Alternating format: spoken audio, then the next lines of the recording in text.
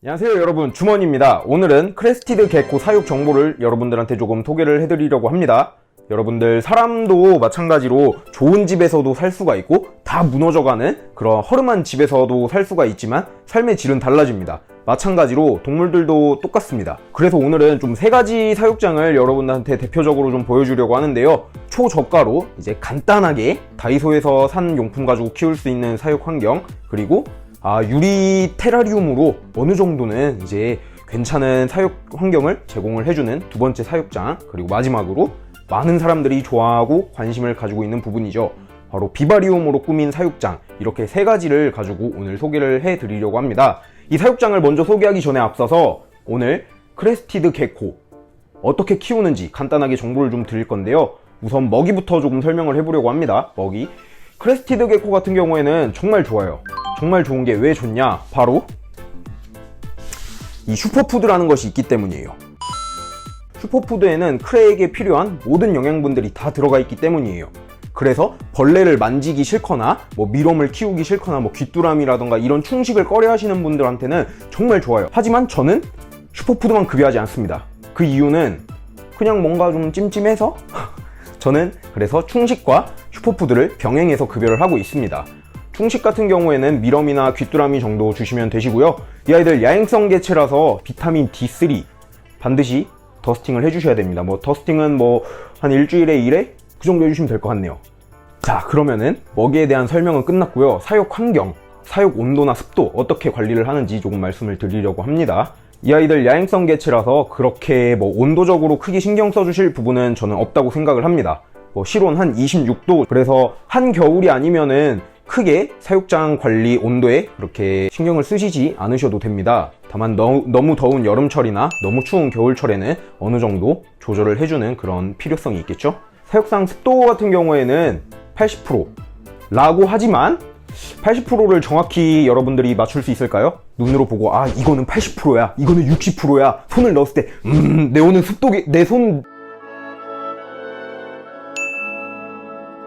라고 할 정도로 여러분들이 맞추기가 쉽지 않습니다. 그래서 기본적으로 한 50% 이상은 유지를 해주시면 되는데요. 쉽게 말해서 하루에 분무를 한 2회 정도 반드시 해주시는 게 중요하다는 거. 이 아이들 뉴칼레도니아에 서식을 하는데 뉴칼레도니아에서 습한 열대 우림 지역에 서식을 하고 있습니다. 그래서 여러분들이 습도 관리는 해주셔야 된다는 거. 한마디로 습계 도마뱀이라는 거. 하지만 여기서 많은 분들이 이런 생각을 합니다. 습계 도마뱀 허구한 날 이렇게 물 붙잡고 쏘는 사람이 있어요. 그리고 중요한 거는 이 분무를 해줬을 때 습기가 생기잖아요. 그 벽에 유리나 이런 곳에 물이 묻은 거를 통해서 얘들이 물을 먹기도 하고, 또 습계 도마뱀이라서 탈피할 때 적절한 습도가 있다면 탈피를 더 쉽게 할 수 있습니다. 그래서 습도 유지는 중요하다는 거. 자, 이 아이들 제가 습계 도마뱀이고 야행성 도마뱀이라고 설명을 드렸어요. 근데 이 아이들 중요한 게 하나 있습니다. 부치류 도마뱀이자 관목성을 띠고 있습니다. 이게 무슨 말이냐?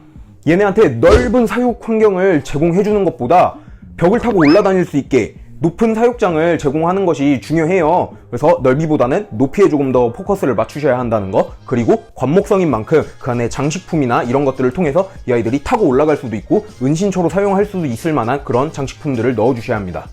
자, 그러면은 이 사육장 3가지 오늘 여러분들한테 설명드린다고 했는데 지금 바로 렛츠고!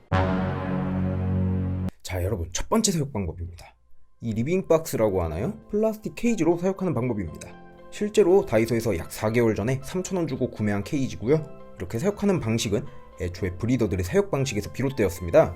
좁은 공간에서 많은 개체를 사육할 때 용이한 방법이기도 하고요. 간결한 구조로 사육자에게는 개체 관리에 편리한 구조이며 물론 개체에게는 최소한의 환경만 제공합니다. 우선 세팅하는 방법에 대해서 설명을 드리겠습니다. 자, 이런 제품들은 사람들 사용하라고 파는 제품이기 때문에 당연히 구멍이 없습니다. 구멍은 뚫어줘야겠죠? 저는 드릴로 뚫어줄 건데요. 드릴로 뚫으면은 깔끔해서 좋은데 없으시다면 송곳이나 드라이버를 불로 지져가지고 뚫어주시면 됩니다. 근데 이거 드릴로 하더라도 그냥 막 힘으로 눌러버리면은 플라스틱이 깨져버리니까 살살 달래면서 부드럽게 뚫어주셔야 합니다. 그럼 사육장은 끝입니다. 근데 구멍 뚫은 곳에 날카롭게 날이 서 있는 경우가 있어요. 그런 곳에 크레가 다칠 수 있으니 사포로 문질러서 마감을 해주시면 좋습니다. 자, 그리고 바닥재를 깔아줘야겠죠? 바닥재의 선택의 폭은 넓습니다. 근데 지금 이 사육 방법은 간단함에 초점이 맞춰져 있기 때문에 바닥재도 간단하게 가도록 하겠습니다. 키친타올이나 펠트지를 사용하시면 됩니다. 습기는 그냥 촉촉함, 과습은 좋지 않습니다. 고여있는 물은 언제나 위험한 결과를 초래하기 때문이죠. 굳이 비유하자면 이렇게 손으로 짰을 때 만두처럼 물이 찔끔 나오는 정도로요. 그리고 관목성 도마뱀이니까 매달릴 것 하나는 제공해줘야겠죠? 코르크보드나 유목을 넣어주시면 좋습니다. 끝입니다. 물그릇은 선택사항입니다. 저는 분무를 통해서 물을 제공하고 있는데요. 직장인들이나 학생분들은 자리를 비우는 시간이 많으니까 물그릇 작은 거 하나만 이렇게 넣어주시면 됩니다. 먹이그릇은 먹이를 급여할 때만 넣어주시고요. 계속 비치한다면 습도로 인해 죽은 먹이들의 잔해에서 곰팡이나 벌레가 생기게 됩니다. 자, 이렇게 사육하시면 되는데 이 사육 방법이 입문자분들에게 좋다 라는 잘못된 정보가 좀 있더라고요. 그렇지 않습니다. 최소한의 환경을 제공해주기 때문에 오히려 어느 정도 사육 경험이나 노하우가 있으신 분들 또는 아까 말씀드렸다시피 한 공간에서 여러 개체를 사육할 때 간편하고 깔끔한 환경을 제공하기 용이한 방법입니다.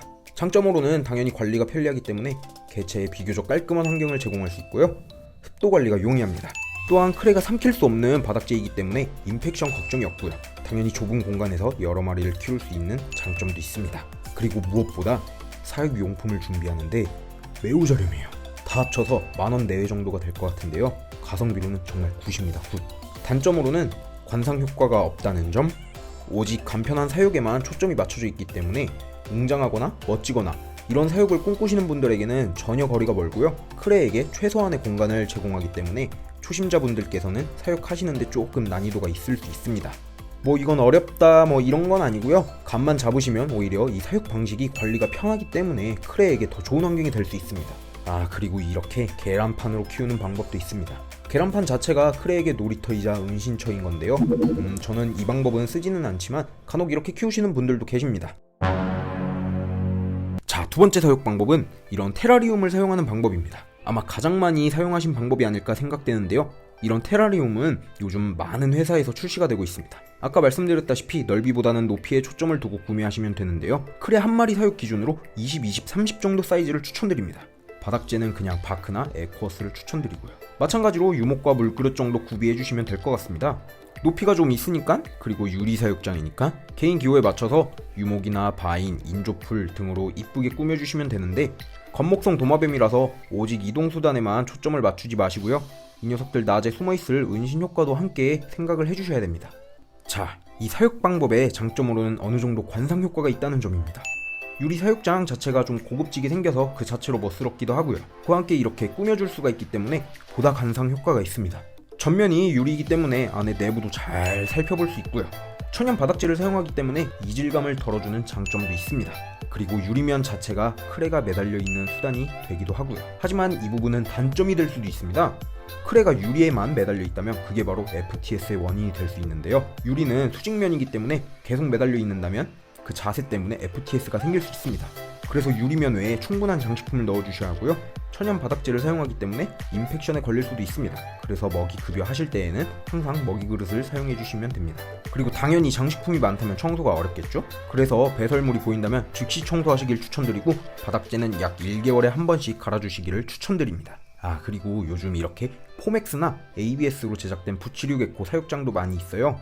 이런 것도 추천합니다. 자, 드디어 비바리움입니다. 비바리움. 전 개인적으로 비바리움을 정말 좋아하고 제 반려동물에게 자연의 환경을 가장 흡사하게 제공해준다는 생각 때문에 마음도 편하고 가장 선호합니다. 다만 제작 방법에 난이도가 좀 있을 뿐이죠.